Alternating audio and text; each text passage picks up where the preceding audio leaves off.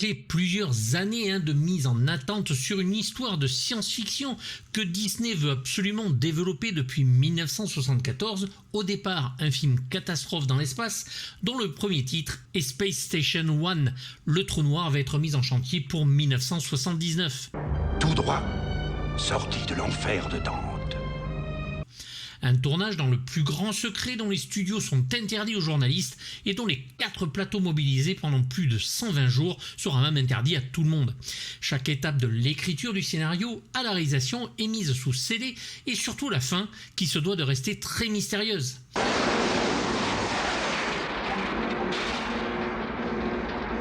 Le trou noir, sa façon d'être montré à l'écran et le voyage à l'intérieur de celui-ci, même les acteurs n'en sauront rien et devront tourner à la fin et dire leur dialogue sans savoir de quoi il s'agit. À l'époque, beaucoup de gens pensent que le trou noir va marquer le cinéma, fera date même, comme la Guerre des étoiles de George Lucas ou le Star Trek de Robert Wise en son temps. Le film est bien un film d'aventure dans l'espace et même beaucoup plus que Disney mettra 3 ans à faire et qu'il prépare donc depuis 1974.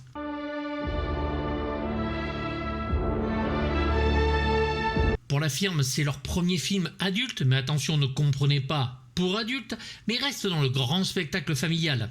Sur un fond très sérieux, il reste quand même des moments très disneyens qui nous replacent dans le contexte du c'est quand même pour tous avec des scènes humoristiques. Bien sûr, peut-être aujourd'hui celles qui vieillissent un petit peu le film, auxquelles s'affrontent des moments de thriller et de violence assez inouïs. Penses-tu, je l'ai loupé exprès. Un grand film donc, même si la réalisation pêche parfois un petit peu dans la légèreté de sa mise en scène et aussi dans sa façon de proposer des personnages, mais dont la substance est-elle bien réelle, envoûtée par la sublime musique du grand John Barry.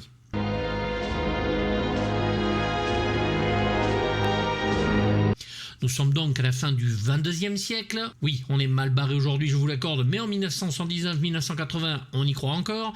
Et le vaisseau d'exploration Palomino, qui repart sur Terre, va détecter un trou noir et, à côté de celui-ci, un engin spatial qui ne subit pas les effets de l'attraction, le Cygnus, disparu depuis 20 ans. États-Unis, sonde spatiale 1. C'est ça. Le vaisseau spatial US Cygnus. Rien d'aussi énorme n'avait été mis en chantier par la firme depuis 20 milieux sous les mers de Richard Fleischer. Leur but premier est de réaliser un film dans la veine de ceux d'Irwin Allen, comme L'aventure du Poséidon, mais situé dans l'espace. Et c'est Bob Bardache et Richard Lando qui vont écrire et dessiner même des esquisses, mais on leur demande de revoir leur projet plusieurs fois. Le trou noir est déjà présent et un autre scénariste va arriver, William Wood, sans donner la satisfaction malgré un an de travail sur le film. Bienvenue à bord du Cygnus. Hans Reinhardt. Robert T. McCall, qui a aidé au Star Trek de Wise, ancien membre de la NASA, va d'ailleurs illustrer ce qui a été écrit. Après une centaine de dessins, on commence à peu près à y voir clair et John Woo, réalisateur de la firme, est pressenti, mais c'est le moment où les films catastrophes n'impressionnent plus personne au cinéma. On délaisse alors complètement le projet et c'est avec l'arrivée du réalisateur Gary Nelson, lui aussi réalisateur pour Mickey et assistant réalisateur pour John Ford sur La prisonnière du désert, que tout va repartir en janvier 1978. J'ai dit, rappelez-le. Chez moi, on ne donne pas d'ordre. Jerry Day va retravailler l'histoire, en éliminer les moments trop mièvres et s'occuper de la fin avec Gary Nelson et Peter Elenshaw pour permettre à ces deux derniers de montrer le talent de la firme en effets spatiaux.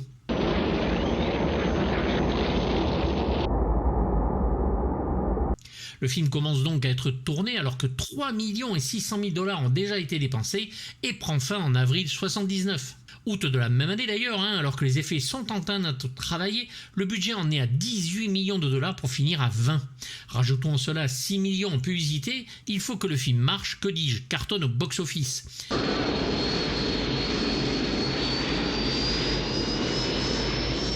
C'est la guerre à la science-fiction à l'époque, puisque le Star Trek de Robert Wise sort aussi, le Trou Noir donc, l'Empire contre-attaque d'Irving Kershner, le Flash Gordon de Mike Hodge.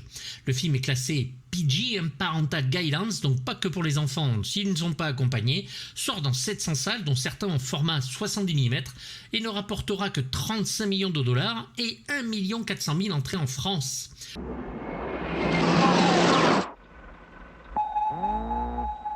On pourrait penser que c'est peu, mais ça suffira, d'autant que l'on rajoutera 25 millions de dollars grâce à la location de la VHS qui sort en mars 1980.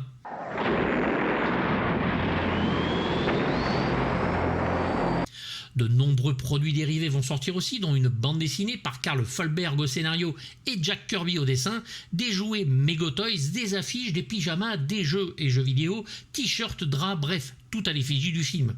J'ai encore moi-même mon album Panini avec autocollant des scènes du métrage et Alan Dean Foster écrira l'adaptation qui va sortir chez J'ai lu.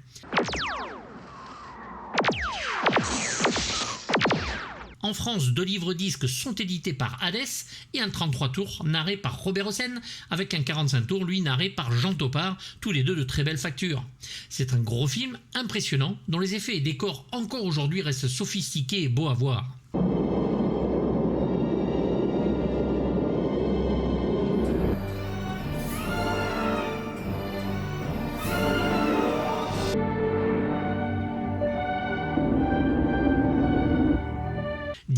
Seront donc nécessaires pour les effets spéciaux dans les grands laboratoires à rêve et eux aussi fermés aux visiteurs. Un film dont les effets sont presque aussi prioritaires que le reste et une formidable carte postale pour la firme.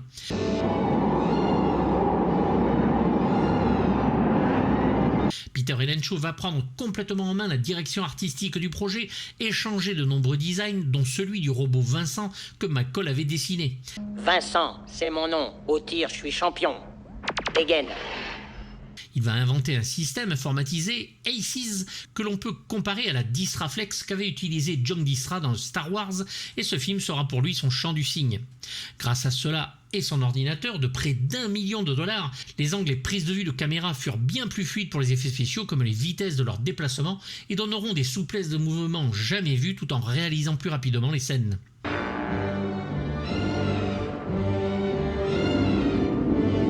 Avec les CIS, tous les techniciens purent gagner un temps fou jusqu'à l'éclairage des vaisseaux ou les gros plans des maquettes.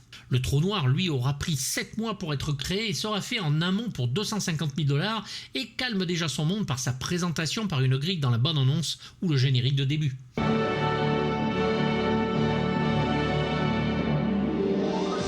Elle sera faite par ordinateur pour 50 000 $ sur 7 secondes à l'écran. Le vrai Trou Noir, lui, à l'écran, fut réalisé dans un cube en plexiglas avec une centrifugeuse qui faisait tourner un mélange de lacs de plusieurs couleurs.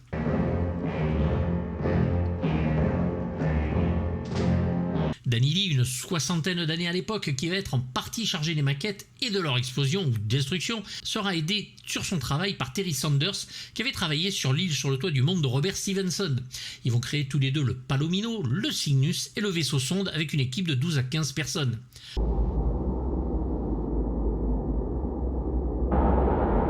Pour le Cygnus, le plus grand vaisseau du film, il y aura 2 maquettes au 1/16e, dont une qui devra être détruite et qui pesait dans les 80 kg et dont la taille s'approchait des 3,80 m. Et les deux seront faites en grande partie en cuivre parce qu'Hellenshaw adorait le matériau d'abord et que même une fois peint, l'on pouvait en tordre la structure pour le final.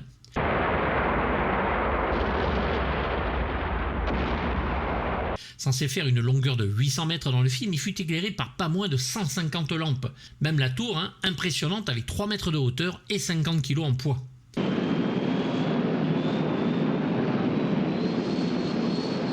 Les autres maquettes aux différentes tailles furent créées, elles, en plastique classique.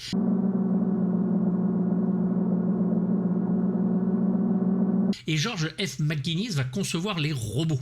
Les gentils robots auront donc une conception arrondie, alors que les méchants sont plutôt anguleux et pointus.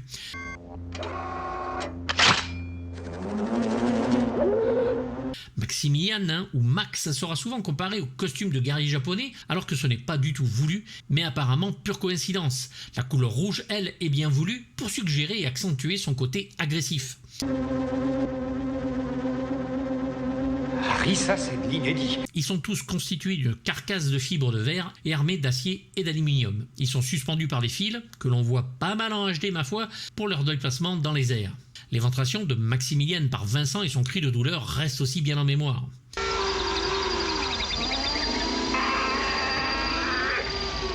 Une douzaine de Vincent seront construits en fonction de ses ressentis, oui, parce qu'ici les robots ressentent malheureusement, et 3 pour le vieux Bob. Max lui pesait 150 kg et était commandé par radio pour la gestuelle. L'heure est venue cette fois de liquider les invités du Cygnus.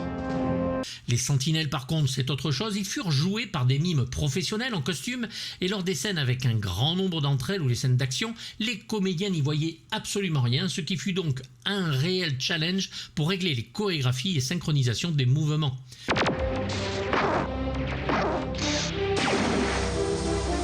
Les lasers en animation dessin animé furent créés par Joe Hill et il passa son temps sur les plateaux pour vérifier que les armes étaient bien pointées dans les bonnes directions.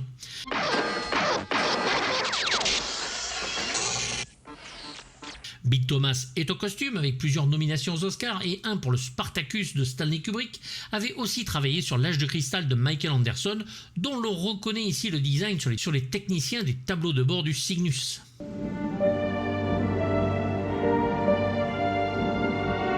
Les costumes pour le film devront être supervisés par Gordon Cooper pour les scènes en apesanteur et donc avec harnachement caché sur chacun d'eux. Pour les scènes dans l'espace, maquettes et de nombreux matte paintings furent utilisés, comme sur la gigantesque longueur du Cygnus.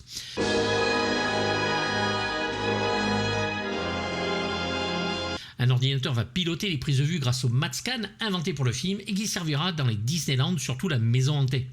Tout cela est bien sûr la somme d'un tout de techniciens hors pair, optiques et practical, dont le rêve est ici palpable et chapeauté par Peter Henshaw, dont le fils Harrison s'occupe des peintures en matte painting. Son travail reste inoubliable au cinéma dès Le Voleur de Bagdad et de nombreux Disney comme 20 000 sous les mers, Mary Poppins pour lequel il remportera un Oscar, Covadis et Ben Hur et une tripotée d'autres gros moments lui doivent beaucoup. N'oublie pas, ce sont nos invités.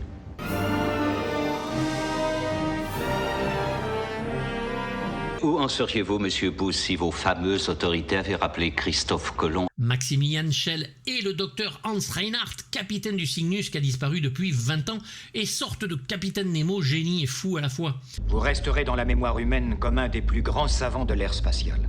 L'acteur est ici inquiétant, parfaitement réussi, séduisant et dangereux, et sa relation avec son robot Maximilien qui a l'air lui-même de craindre alors qu'il l'a construit rend parfaitement bien. Et l'Esprit de Dieu se mouvait à la surface des eaux. C'est un énorme acteur, mais au caractère souvent difficile sur les tournages. Il est acteur, producteur de cinéma, réalisateur et scénariste d'origine autrichienne, naturalisé suisse. Il débute au cinéma en 1954 et va obtenir son premier rôle important au cinéma en 1958 à Hollywood, aux côtés de Marlon Brando dans Le Bal des maudits d'Edward Dmytryk. Suivront Jugement à Nuremberg de Stanley Kramer, Top Capi de Jules Dassin, Le dossier Odessa de Ronald Nim, Croix de fer de Sam Peckinpah, Julia de Fred Zinman ou même Le Vampire de John Carpenter. Ils seraient tous morts. C'était le seul moyen de les garder en vie. C'est ici Jacques Thébault qui va interpréter en France sa voix, iconique voix de doublage, celle de Steve McQueen, de Roy Scheider, de Robert Conrad, de Patrick McGowan ou de Jeremy Brett. Je pourrais peut-être la trouver chez vous, si vous n'aviez pas trop hâte qu'on reparte. Le docteur Alex Durand est interprété avec l'étrangeté qu'on lui connaît bien par Anthony Perkins, acteur et réalisateur troublant, connu dans le monde entier pour son personnage de Norman Bates dans le Psychose d'Alfred Hitchcock. Psychose 2 de Richard Franklin et Psychose 3 qu'il réalise lui-même. Un point où le temps et l'espace tels que nous les connaissons ont cessé d'exister. L'interprétation de Perkins fascine toujours et bascule directement dans la case star internationale des Psychoses. L'année suivante, il joue dans le film d'Anatole Litvak Aimez-vous Brahms, qui lui vaudra le prix d'interprétation à Cannes, et Phaedra de Jules Dassin, où il incarne Hippolyte face à Mélina Mercouri. Maximilian! Jean-Pierre Leroux travaille admirablement bien sûr sur sa voix, comme celle de Malcolm McDowell.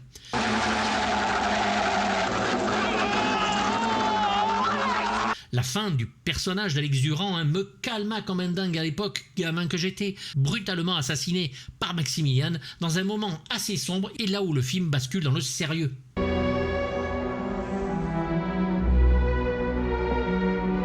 Le capitaine Dan Holland est donc interprété par Robert Foster, typique de l'homme d'action américain, sorte de Captain Kirk chez Disney, mais sans en avoir le panache.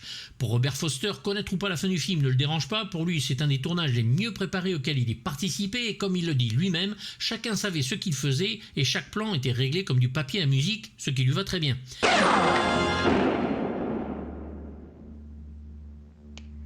Il était membre de la 999 Society, une association de personnes ayant un QI très élevé dans la vie.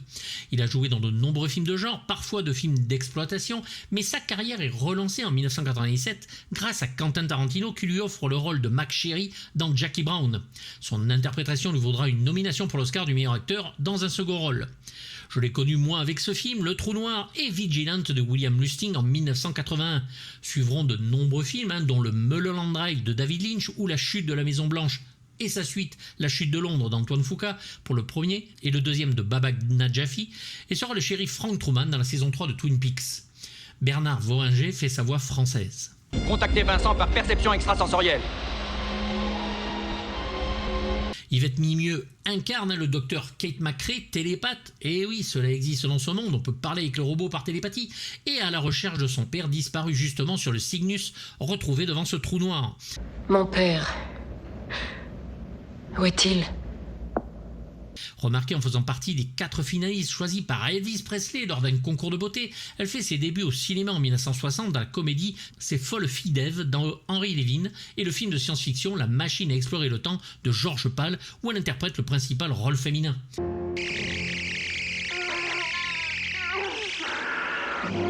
Elle jouera dans Les 4 cavaliers de l'Apocalypse de Vincente Minnelli et le formidable Dernier train du Katanga de Jack Cardiff, exceptionnel, et c'est Francine Wendel qui la double ici. Vincent, tu as été programmé pour m'énerver? Non, monsieur, pour vous instruire. Le lieutenant Charles Pizer est interprété sans grand charisme avec son physique de jeune premier par Joseph Bottoms. Il est ici un des membres d'équipage dont les relations avec le robot Vincent sont un jeu de dialogue de je t'aime pas, souvent très chiant. Bottoms a joué dans de nombreux soaps ou de films télévisés ou séries comme entre autres Holocauste, Santa Barbara, Des jours et des vies, et c'est Gilles Guillot qui est à sa voix française. Non, toi, il ne te manque que la parole comme de juste. Harry Booth est interprété par le grand Ernest Borgnine, membre du Palomino, sans grand courage et qui ne va même pas hésiter à trahir ses amis. Il en paiera le prix fort. Harry, vous êtes blessé ? Ernest Borgnine essaiera de savoir ce qu'était lui la fin du film en téléphonant au producteur du plateau, voulant comprendre ce qu'il interprétait. On ne lui donnera pas la réponse. L'homme a toujours sa bonhomie naturelle et c'est en 1953 qu'il obtient son premier grand rôle dans le film maintes fois oscarisé Tant qu'il y aura des hommes de Fred Zinman.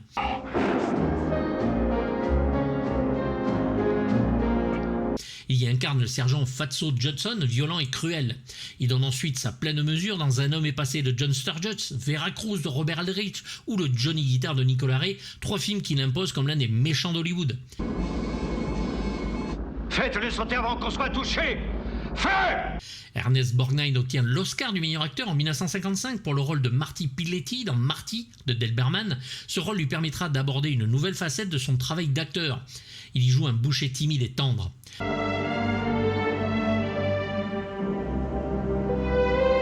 Par la suite, il va retrouver son emploi type de dur, notamment dans Les Vikings de Richard Fleischer, et suivront Les 12 salopards de Robert Aldrich, La Horde sauvage de Sam Peckinpah, et bien sûr, le New York 1997 de John Carpenter, ou le Dominique Santini dans Supercopter, et j'arrête là, sous peine de faire un quart d'heure sur le bonhomme, c'est Jean Violette qui fait sa voix française ici.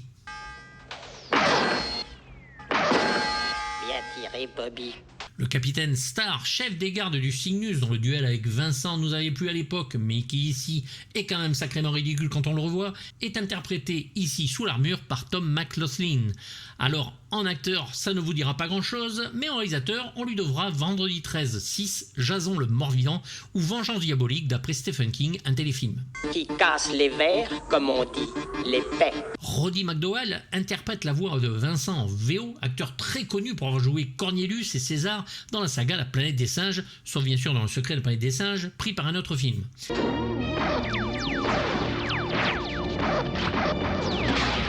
Il est également apparu dans d'autres productions à succès et nous l'adorons pour son rôle de présentateur chasseur de vampires dans Vampire, vous avez dit Vampire de Tom Holland et sa suite de Tommy Lee Wallace en Peter Vincent. C'est Pierre Trabeau qui fait la voix du robot en version française. Ici, il a des dialogues et des phrases philosophiques absolument nullissimes et cela ne fonctionne plus que par nostalgie. Pour Reinhardt, c'était une mutinerie. Il a abattu McCrae. Qu'a-t-il fait des hommes d'équipage ? Pareil pour le vieux Bob, qui est un robot similaire à Vincent, mais d'une ancienne génération. Il tremblote de partout avec ses yeux à moitié apeurés. Là aussi, nous sommes servis côté dialogue.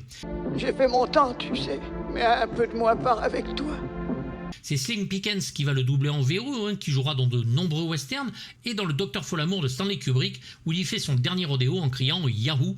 à cheval sur une bombe atomique larguée sur l'URSS par un bombardier B-52, et auquel Joe Dante donnera un petit rôle dans le Hurlement de bonne facture, fan de l'acteur qu'il était.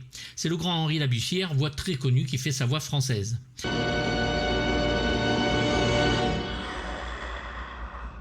Et à noter le réalisateur Gary Nelson lui-même en technicien dont le masque est enlevé en caméo.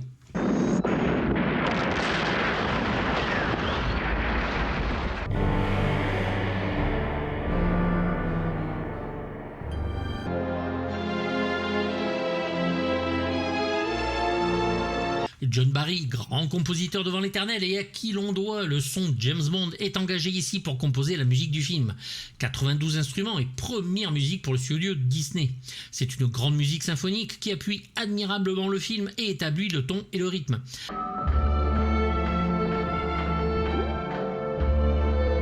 Un très beau thème, lancinant et qui reste en tête, souligne les scènes les plus importantes et l'importance justement de la menace qui plane sur ses protagonistes avec ce trou noir à côté d'eux. John Barry va utiliser cordes et cuivres avec la plus grande intelligence pour tout rendre grave et mystérieux et où les instruments s'opposent.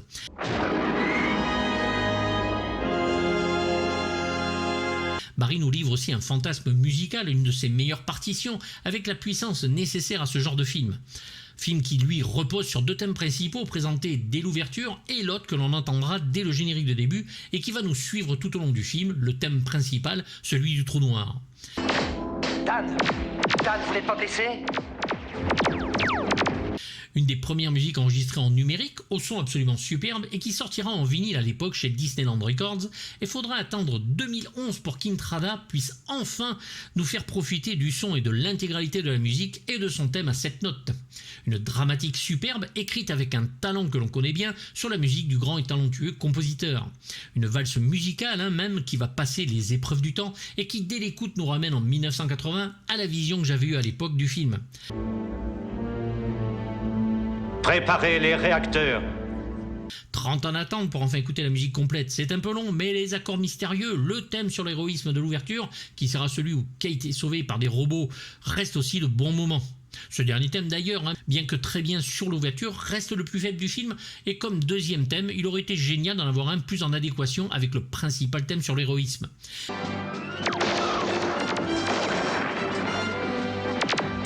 Inquiétant et réussi, une musique dont dès le thème on se retrouve irrémédiablement à bord du Cygnus, c'est rare, et orchestré de main de maître, une très belle musique.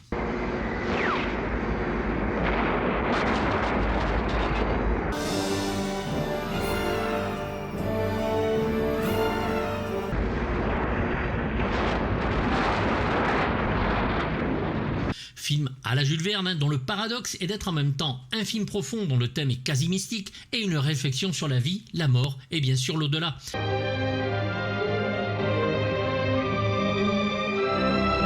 La forme ici aussi est une forme avec d'un côté ses décors merveilleux, ses étoiles superbes et son final onirique mélangé avec la science-fiction classique, les robots, les vaisseaux et une belle séquence de météores qui deviennent des classiques instantanés sur le thème.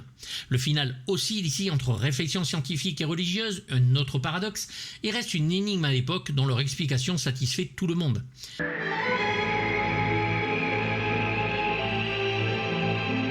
Disney s'essaie donc au film spectaculaire et grandiose de science-fiction, tout en ratant le coche avec les deux robots sympathiques que sont Vincent et le vieux Bob, clairement faits pour les enfants, mais qui vieillissent ou infantilisent un film qui aurait pu y gagner en grandeur sans eux.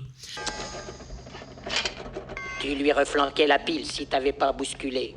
Un scénario certes linéaire, mais l'époque Disney veut cela, même s'ils se disent adultes, l'on pense beaucoup, peut-être beaucoup trop à 20 milieux sous les mers, avec les noms comme le Nautilus pour le Cygnus ou le Reinhardt en Capitaine Nemo de l'espace.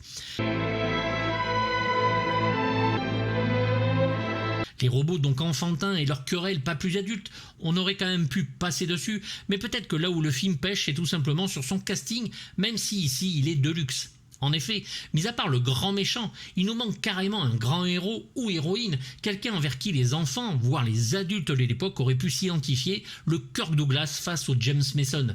Les acteurs semblent un peu paumés et c'est la perfection de ces grandes productions avec des effets et décors grandioses qui vont emporter l'adhésion du public, un chef-d'œuvre visuel à défaut d'en être un cinématographique.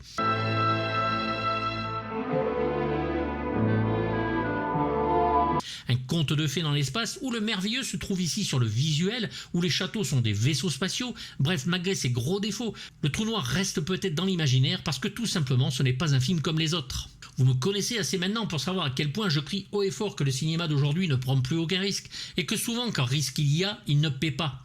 Ici c'est un studio qui s'y essaye, Disney, de façon un peu bâtarde je vous l'accorde, mais superbe et spectaculaire.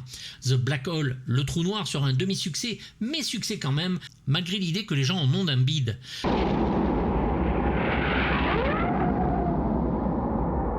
Le final est quand même scénaristiquement à la hauteur de l'attente, même si elle peut perdre certains spectateurs par son aspect trop religieux et sombre.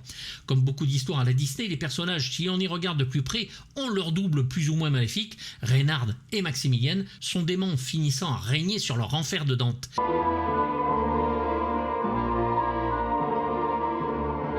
Et Alex Durand qui cède au charme de Reinhardt et qui en paiera le prix fort, ou Booth qui trahit ses compagnons et nos héros ayant trouvé un nouveau monde.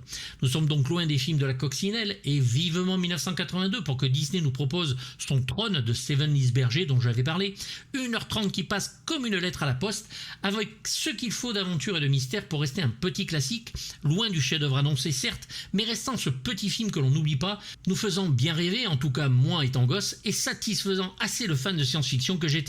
C'est pour moi un 5 sur 5 de pure nostalgie et de plaisir d'imaginaire, un film impossible à ne pas voir avec mes yeux d'alors.